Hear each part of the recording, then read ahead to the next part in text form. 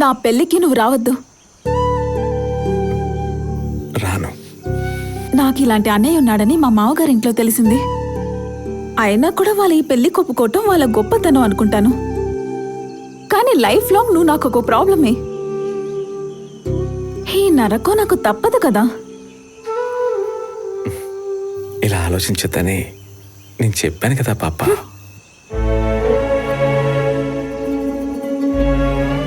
మా ఇద్దరికి పెళ్ళైన తర్వాత కొద్ది రోజులు ఇక్కడే ఉంటాం. దయచేసి మా ముందుకి రావద్దు ప్లీజ్. రాను, వెళ్ళరా. ఎప్పటికీ రాను. నువ్వు ధైర్యంగా వెళ్ళిరా. అన్నయ్య ఉన్నాడని గొప్పగా చెప్పుకునేదాన్ని. నేర్పించడానికి, అడ్వైస్ ఇవ్వడానికి, ఏ ప్రాబ్లం వచ్చినా నా తోడుంటాడని. Why did you do this?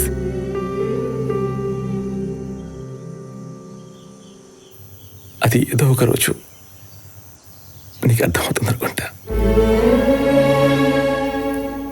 ఆ రోజు అన్నయ్యగా ఈరోజు నీకు నీ హస్బెండ్ ఇచ్చే సపోర్ట్ కన్నా నీకు అవసరమైన దానికోసం నీకు నువ్వు ఇచ్చుకున్న సపోర్టే. Be yourself, be by yourself అని.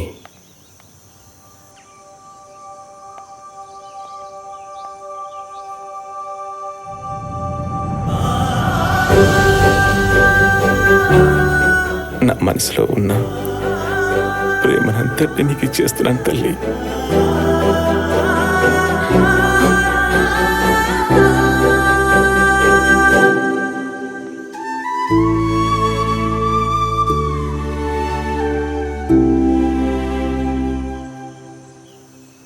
Good morning.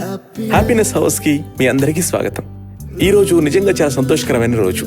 సంతోషించడానికి ఈ రోజు ప్రత్యేకించి కారణం ఏమీ లేదు. మనలో ఉన్నటువంటి పాజిటివ్ థాటే ఈ ప్రోగ్రామ్ స్టార్ట్ చేయబోతోంది. You with me RJ Angel. నీ చెల్లి పెళ్ళైంది. ఫంక్షన్ బాగా జరిగింది. స్వీట్లు పంచుతున్నారు.